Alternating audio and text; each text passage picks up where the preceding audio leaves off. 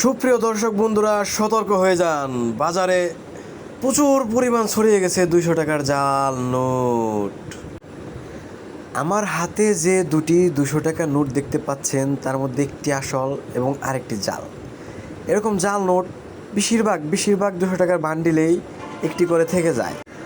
আমার হাতের নিচের নোটটি হলো জাল, এবং এই জাল টাকার কাগজে ভিন্ন থাকে এবং সাইডে যে ফিতা, এই যে মার্কিং করা যে ফিতা থাকে, এটি ভিন্ন থাকে এবং এই কাগজটার কালারেও ভিন্ন এবং উপরেরটার সাথে নিচেরটা মিলতেছে, এবং এই যে সাথে যে ডোরাকাটার দাগ, এগুলোও একটু ভিন্ন থাকে।